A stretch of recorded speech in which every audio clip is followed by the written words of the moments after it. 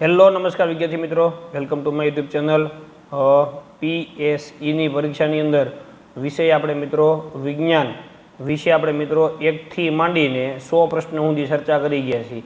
આજે આપણે મિત્રો 101થી માંડી અને 150 સુધીના પ્રશ્નોની આપણે ચર્ચા કરવાની છે કે જે પરીક્ષામાં પૂછાઈ શકે તેવા પ્રશ્નો જે છે. તો ખાસ આ બધા પ્રશ્નો જે છે મિત્રો તમારે ખાસ એનું સોલ્યુશન કરવાનું છે. આ તમારી વિજ્ઞાન માટે પણ વિજ્ઞાનના પેપરમાં માટે પણ ખૂબ જ ઉપયોગી થશે. જે મિત્રો નવા છે તે ચેનલને મિત્રો સબસ્ક્રાઈબ કરી દેજો, પછી બાજુમાં આપેલી ઘંટડી એટલે કે બેલ આઇકન દબાવી દેજો, જેથી કરીને અમે જ્યારે નવો વિડીયો અપલોડ કરીએ તો તમને ઝડપથી નોટિફિકેશન મળી રહે અને તમે વિડીયો ઝડપથી જોઈ શકો. તમારા મિત્રોને શેર કરવાનું ભૂલતા નહીં, જેથી એ પણ વિડીયો જોઈ શકે અને મેરિટમાં આવી શકે. 101 નંબરનો પ્રશ્ન, ગરદન તથા શીર્ષને જોડાણ કરતો સાંધો કયો છે? ગરદન તથા શીર્ષને એ બેને જોડાણ કરતો સાંધો કયો છે મિત્રો? તો એ આવશે મિત્રો ઉખળી સાંધો. કયો સાંધો આવશે? ઉખળી સાંધો. 102 નંબરનો પ્રશ્ન, સંકોચનશીલ અવસ્થામાં સ્નાયુઓ કેવા થઈ જાય છે? તો સંકોચનશીલ અવસ્થાની અંદર સ્નાયુઓ કઠણ, નાના અને જાડા. આપેલ તમામ ઓપ્શન ડી આમાં જવાબ આવશે. બરાબર. ચાલો એના પછી નેક્સ્ટ આપણે આગળ વાત કરીએ. 103 નંબરનો પ્રશ્ન, રોમવાસી સેના દ્વારા લંબાઈ માપતા હતા? રોમવાસી જે હતા એ સેના દ્વારા લંબાઈ માપતા હતા? પગ વડે અને પગલાઓ. બરાબર. તો એ બંને વડે લંબાઈ માપતા હતા. ઓપ્શન એ અને બી બંને. ચલો એના પછી નેક્સ્ટ આપણે જોઈએ 104 નંબરનો પ્રશ્ન, આપણે જે અરીસાઓમાં જોઈએ છીએ તે આપણા ચહેરાનું શું છે? તો આપણે જે અરીસાની અંદર મિત્રો જોઈએ છીએ તે આપણું શું છે મિત્રો? પરાવર્તન છે. શું છે? પરાવર્તન. એના પછી 105 નંબરનો પ્રશ્ન, પડછાયાનું કદ કયા સમયે સૌથી ટૂંકું હોય છે? પડછાયો જે પડે છે એનું કદ કયા સમયે સૌથી ટૂંકું હોય? તો મધ્યાહને, એટલે કે બપોરના સમયે, મધ્યાહનનો સમય થાય ત્યારે એનું કદ કેવું હોય? ટૂંકું હોય. એના પછી નેક્સ્ટ આપણે જોઈએ 106 નંબરનો પ્રશ્ન, વિદ્યુત કોષને તાર સાથે જોડવા માટે ઇલેક્ટ્રિશિયન શેનો ઉપયોગ કરે છે? વિદ્યુત કોષ હોય અને તાર હારે જોડવાનો છે તો ઇલેક્ટ્રિશિયન જે છે એ શેનો ઉપયોગ કરશે? તો મિત્રો રબર બેન્ડ અને ટેપ બેમાંથી ગમે તે એક વાપરશે. એટલે એ અને બી અને સી બંને આવશે. બરાબર. રબર બેન્ડ એ વાપરી શકાય અને ટેપ પણ વાપરી શકાય. એટલે બી અને સી બંને. 107 નંબર, મેગ્નેટાઇટમાં શું હોય છે? તો મેગ્નેટાઇટની અંદર મિત્રો શું હોય? લોખંડ હોય. શું હોય? લોખંડ. ચાલો એના પછી નેક્સ્ટ આપણે આગળ જઈએ 108 નંબરનો પ્રશ્ન, નીચેનામાંથી કયું પ્રાણી ધ્વનિ પ્રત્યે ખૂબ જ સંવેદનશીલ છે? ધ્વનિ પ્રત્યે ખૂબ જ સંવેદનશીલ છે. તો એમાં આવશે મિત્રો સિંહ છે અને વાઘ. એ ધ્વનિ પ્રત્યે ખૂબ જ સંવેદનશીલ પ્રાણી છે. એટલે બી અને સી બંને આવશે. 109 નંબરનો પ્રશ્ન, એક ખાદ્ય પદાર્થને કાગળ ઉપર ઘસતા કાગળ પર તેલી ડાઘા પડે છે. કાગળ પરના તેલી ડાઘા એ ખાદ્ય પદાર્થમાંથી શેની હાજરી સૂચવે છે? તો એની અંદરથી મિત્રો આપણને શું મળશે? લિપિડ. શું મળશે? લિપિડ. લિપિડને આપણે શું કહીએ છીએ મિત્રો? ચરબી નામનો પદાર્થ. એનું બીજું નામ છે લિપિડ. બરાબર. તમે કોઈ કાગળ ઉપર કોઈ પણ પદાર્થને ઘસો અને તમને એમાં તેલી ડાઘા જોવા મળે, બરાબર, તો એનો મતલબ કે એની અંદરથી આપણને ચરબી અથવા તો ચરબીનું બીજું નામ છે લિપિડ. એ આપણને ખાદ્ય પદાર્થમાંની હાજરી બતાવે છે. ચાલો એના પછી નેક્સ્ટ 110 નંબરનો પ્રશ્ન, નીચેનામાંથી કયું પોષક દ્રવ્ય શરીરની વૃદ્ધિ તથા સમારકામ માટે આવશ્યક છે? કયું પોષક દ્રવ્ય શરીરની વૃદ્ધિ અને સમારકામ માટે? તો એમાં આવશે મિત્રો ઓપ્શન સી, પ્રોટીન જે છે એ શરીરની વૃદ્ધિ અને સમારકામ માટે જરૂરી છે. 111 નંબરનો પ્રશ્ન, ગોઈટર નામનો રોગ શાની ઉણપથી થાય છે? તો ગોઈટર નામનો રોગ જે છે મિત્રો એ આયોડિનની ઉણપથી થતો રોગ છે. એના પછી નેક્સ્ટ 112 નંબરનો પ્રશ્ન, નીચેનામાંથી કોણ પાણીમાં સારી રીતે મિશ્રિત થતું નથી એવું કીધું છે? તો સરકો જે છે એ મિશ્રિત થઈ જાય, લીંબુનો રસ મિશ્રિત થઈ જાય, બરાબર, દૂધ જે છે એ પણ મિશ્રિત થઈ જશે, પણ કેરોસીન જે છે એ સારી રીતે મિશ્રિત થશે નહીં. કારણ કે એમાં બેમાં તમને અલગ અલગ ભાગ જોવા મળશે, નીચે પાણી અને ઉપર કેરોસીન. બરાબર. એટલે સારી રીતે મિશ્રિત થતું નથી. 113 નંબરનો પ્રશ્ન, વનસ્પતિનું કયું અંગ વનસ્પતિને જમીનમાં જકડી રાખે છે? તો એ જે છે મિત્રો કોણ આવશે? મૂળ જે છે એ વનસ્પતિને જમીન સાથે જકડી રાખવાનું કાર્ય કરે છે. 114 નંબર, પાંસળી પિંજર કયા અંગની રક્ષા કરે છે? તો પાંસળી પિંજર જે છે એ કોની રક્ષા કરે? તમને ખબર પડી જાય તો કે એ જે છે મિત્રો હૃદયની રક્ષા કરે છે, જેની અંદર હૃદય આવેલું છે, જે નાજુક અંગ છે, જેની રક્ષા માટે પાંસળી પિંજર આપણને આપેલું છે. તો એના પછી 115 નંબરનો પ્રશ્ન, લંબાઈનો એસઆઈ એકમ કયો છે? તો લંબાઈ માટેનો એસઆઈ એકમ જે છે મિત્રો કયો છે? મીટર. 116 નંબરનો પ્રશ્ન, નીચેનામાંથી કોણ વિદ્યુત અવાહક છે? વિદ્યુત અવાહક એટલે કે જેમાંથી વિદ્યુત પ્રવાહ પસાર થાય નહીં. લોખંડની ખીલી, દિવાસળી, તો દિવાસળીમાંથી કોઈ જે વિદ્યુત પ્રવાહ પસાર થાય નહીં. લોખંડની ખીલીમાંથી વિદ્યુત પ્રવાહ પસાર થાય, સ્ટીલની તપેલી હોય, સોય હોય, બધામાંથી વિદ્યુત પ્રવાહ પસાર થઈ જાય. અને વિદ્યુત અવાહક કીધું એટલે કે એમાંથી વિદ્યુત પ્રવાહ પસાર થાય નહીં. ચાલો એના પછી નેક્સ્ટ આપણે જોઈએ 117 નંબરનો પ્રશ્ન, નીચેનામાંથી કઈ જોડી સાચી નથી એટલે કે ખોટી છે? હવા પારદર્શક, તો એ સાચું છે. લાકડાનું બોક્સ અપારદર્શક, તો એ પણ સાચું છે. તેલવાળો કાગળ પારભાષક, એ પણ સાચું છે. ધાતુ પારભાષક, આ વિધાન ખોટું છે એટલે આમાં તમારો જવાબ આવશે ઓપ્શન ડી. બરાબર, ધાતુ જે છે એ અપારદર્શક હોય, અહીંયા ધાતુ તમને પારભાષક આપ્યું એટલે ઓપ્શન ડી આપણો જવાબ આવશે. ચાલો એના પછી નેક્સ્ટ આપણે આગળ જઈએ 118 નંબરનો પ્રશ્ન, દિશાઓ જાણવા માટે ખાલી જગ્યાનો ઉપયોગ થાય છે? તો દિશા જાણવા માટે હોકા યંત્રોનો ઉપયોગ કરવામાં આવે છે, જે હંમેશા ઉત્તર અને દક્ષિણ દિશા બતાવે છે, એન અને એસ ધ્રુવ. 119 નંબરનો પ્રશ્ન, હવામાં કયા વાયુનું પ્રમાણ સૌથી વધુ હોય છે? તો વાતાવરણની અંદર જે છે મિત્રો નાઇટ્રોજનનું પ્રમાણ જે છે એ સૌથી વધારે છે, અને એ પણ કેટલું છે નાઇટ્રોજનનું પ્રમાણ એ કહી દો 78%. ઓક્સિજન જે છે મિત્રો એ 21% રહેલો છે. કાર્બન ડાયોક્સાઇડ જે છે મિત્રો એ 0.04% રહેલો છે. બાકીના અન્ય જે છે એ પદાર્થો 0.0 સમથિંગ ટકામાં છે. એટલે યાદ રાખજો કોનું પ્રમાણ કેટલું છે એ પણ યાદ રાખવું. એટલે સૌથી વધારે આવશે નાઇટ્રોજન. ચાલો એના પછી આપણે જોઈએ 120 નંબરનો પ્રશ્ન, ખાલી જગ્યા એ બધા સજીવો માટે ઉર્જાનો અદ્વિતીય સ્ત્રોત છે. ઉર્જાનો અદ્વિતીય સ્ત્રોત બધા સજીવો માટે, તો એ આવશે મિત્રો કોણ? સૂર્ય જે છે એ ઉર્જાનો અદ્વિતીય સ્ત્રોત છે, ક્યારે પણ ખૂટે એવો છે નહીં. 121 નંબર, વિટામિન ડીની ઉણપથી કયો રોગ થાય છે? વિટામિન ડી ન મળે તો એની ઉણપથી કયો રોગ થાય મિત્રો? તો એ આવશે મિત્રો રિકેટસ નામનો રોગ આપણને થાય છે, વિટામિન ડી આપણને ન મળે તો. ચાલો એના પછી નેક્સ્ટ આ બધા રોગોના નામ પણ યાદ રાખવા, કોઈ કોષ્ટક તમને પાછળ આપેલું છે તૈયાર કરી લેવું. 122 નંબરનો પ્રશ્ન, વૈશ્વિક દ્રાવક તરીકે જાણીતા પદાર્થનું નામ જણાવો. વૈશ્વિક દ્રાવક તરીકે જાણીતો પદાર્થ એનું નામ, તો એ આવશે મિત્રો પાણી. શું આવશે? પાણી. 123 નંબરનો પ્રશ્ન, રેતી અને મીઠાના મિશ્રણમાંથી બંનેને અલગ કરવાની પ્રક્રિયાનું નામ જણાવો.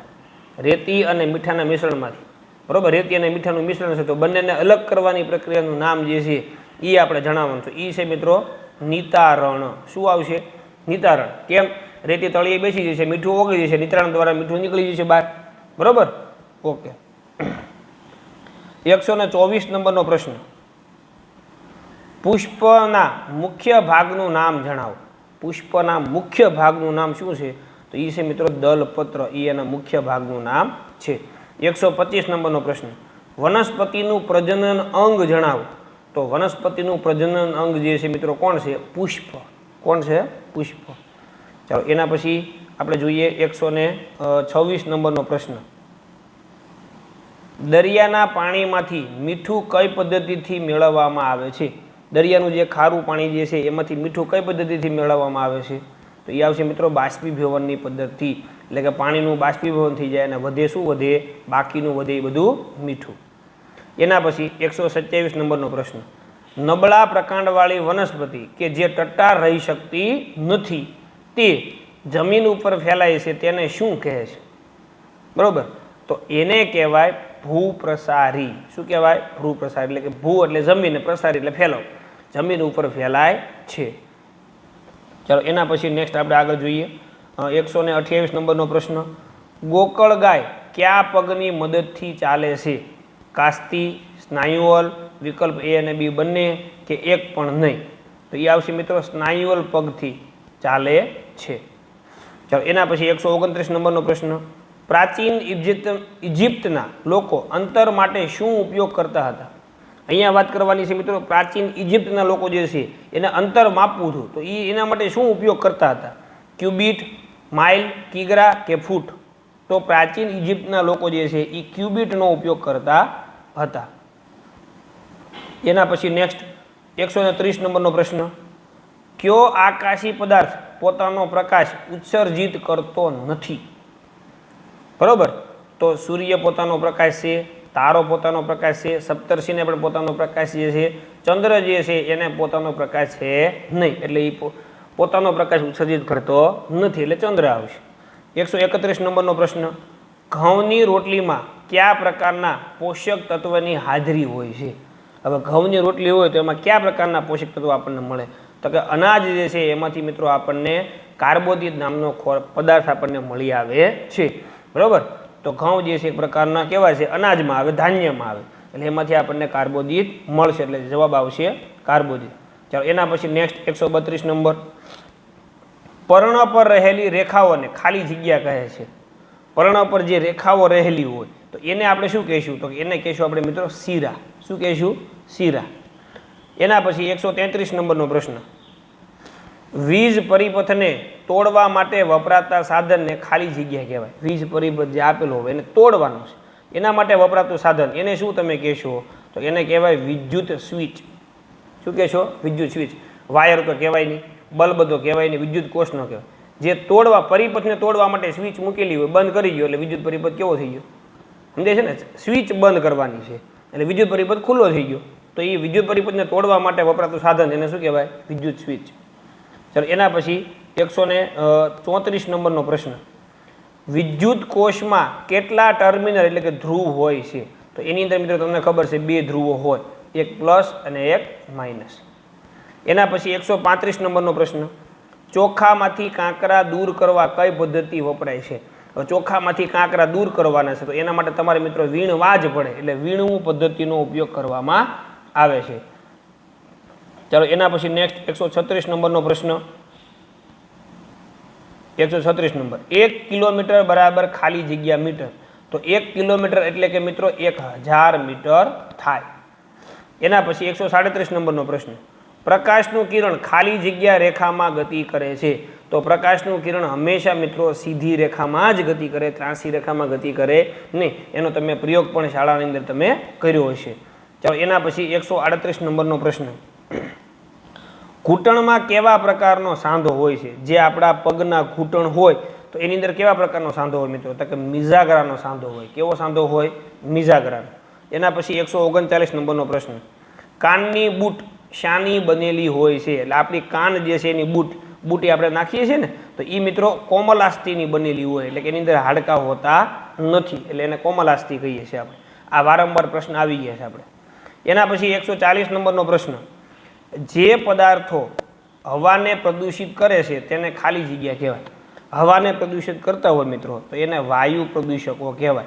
એને જળ પ્રદૂષકો, ભૂમિ પ્રદૂષકો કે ધ્વનિ પ્રદૂષકો કહેવાય નહીં. હવાને પ્રદૂષિત કરે તો વાયુ પ્રદૂષકો, જળને પ્રદૂષિત કરે તો જળ પ્રદૂષકો, ભૂમિને પ્રદૂષિત કરે તો ભૂમિ પ્રદૂષકો, ધ્વનિ પ્રદૂષણ થાય તો ધ્વનિ પ્રદૂષકો. બરાબર. 141 નંબરનો પ્રશ્ન, આપણી ચારે બાજુ હવા છે, આ આવરણને આપણે શું કહીશું? આપણે ચારે બાજુ તો એને શું કહેવાય? વાતાવરણ કહેવાય. શું કહેવાય મિત્રો? વાતાવરણ. ચાલો એના પછી નેક્સ્ટ 142 નંબરનો પ્રશ્ન, પર્યાવરણને બચાવવા માટે શું કરી શકાય?